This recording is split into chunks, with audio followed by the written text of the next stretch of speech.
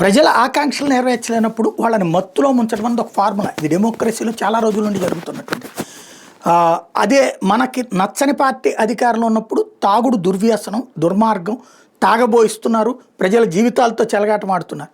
మనకి నచ్చిన వాళ్ళు ఉంటే నాణ్యమైన మందు, అదేదో ఎనర్జీ డ్రింక్ టైపులో ప్రచారం, అలాగే అద్భుతమైన ఆదాయం సంపాదించుకుంటున్నారని వార్తలు. ఆంధ్రప్రదేశ్లో దిగజారిన మీడియా, తెలుగు మీడియాలో విచిత్రమైనటువంటి పోకడలు, తాగుడిని ప్రోత్సహించడం, మందుని ప్రోత్సహించడం, మద్యం దుకాణాలు, బెల్ట్ షాపులను ప్రోత్సహించడం. అదేమంటే మాకు నచ్చిన వాళ్ళు ఉన్నప్పుడు అట్లా చేస్తాం, అదే మాకు నచ్చని వాళ్ళు ఉన్నప్పుడు ప్రభుత్వ మద్యం దుకాణం ఉన్నా అక్కడ కుంభకోణం జరిగింది, లిక్కర్ తినేశారు, లిక్కర్ తాగేశారని రాస్తాం. నీచ నికృష్ట దుర్మార్గమైనటువంటి జర్నలిజానికి పరాకాష్ట ఈ వార్త. పెగ్గు మీద పెగ్గు, రాష్ట్రంలో భారీగా పెరిగిన మద్యం ఆదాయం. ఇదే జగన్ టైంలో అయ్యి ఉంటే తాగబోయిస్తున్నాడు, నాశనం చేస్తున్నాడు జీవితాలతో.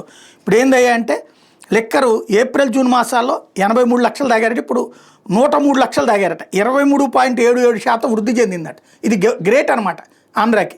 బీరు 28 లక్షల నుంచి 65 లక్షలు పెరిగిందంట, 129% పెరిగిందట. విలువ 7,087 కోట్ల నుంచి 7,890 కోట్లకు పెరిగిపోయిందట. 11.33% ఆదాయం ఎక్కువ వచ్చిందట.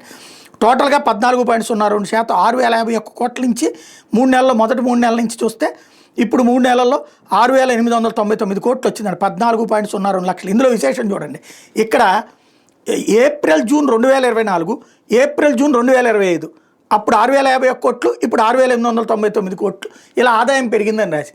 మొన్న జిఎస్టీకి వచ్చేటప్పటికి క్రిందటి ఏడాది కంటే ఏడాది తగ్గితే 0 వస్తే లాస్ట్ మంత్ కంటే ఈ మంత్లో పెరిగిందని రాసి. అంటే వార్తలు ఎట్లా రాస్తారనేది అర్థం చేసుకోవాల్సి ఉంది.